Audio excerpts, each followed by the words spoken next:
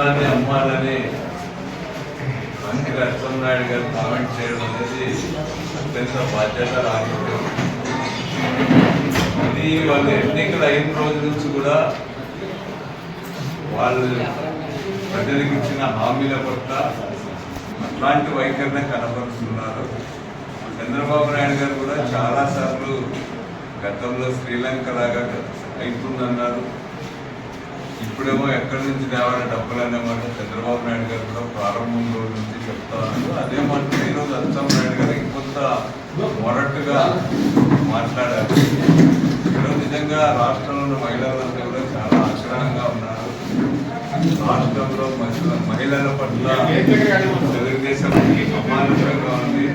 అనేక చోట్ల పరిస్థితులను కూడా మానవంగా చేస్తున్నటువంటి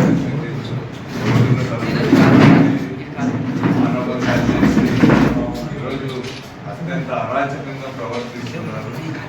మహిళల పట్ల రోజా గారి పట్ల వాళ్ళు మాట్లాడినట్టు వాళ్ళ పార్టీ వాళ్ళు ఇంకా అనేక ఉదాహరణలు ఉన్నాయి ఈరోజు.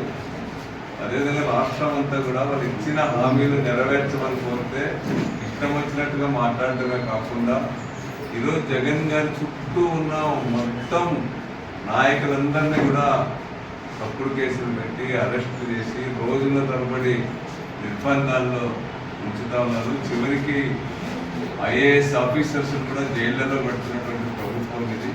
ఈ ప్రభుత్వం నుంచి ఇంతకంటే ఎక్కువ ఎక్స్పెక్ట్ చేయడం కూడా తప్పనే అనిపిస్తుంది. ఎందుకంటే చంద్రబాబు నాయుడు గారు ఎప్పుడూ అంత ఆయన ప్రారంభం నుంచి కూడా ఏది చెప్పిన మాటకు కట్టుబడి ఉండేటువంటి లక్షణం ఆయనకి ఎప్పుడు కూడా లేదు.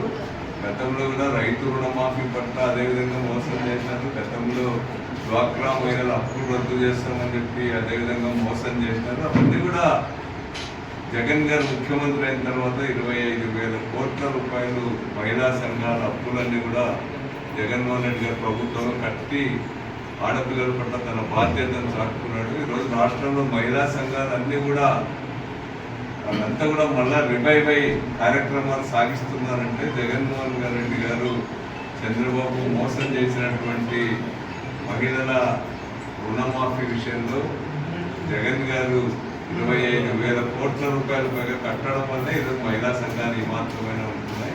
భవిష్యత్తులో చంద్రబాబు నాయుడు గారి నిజస్వరూపం ఏంటో వాళ్ళ ప్రభుత్వం వాళ్ళ పార్టీ నిజస్వరూపం ప్రజలు అర్థం చేసుకోవాలని చెప్పి నేను కోరుతున్నాను.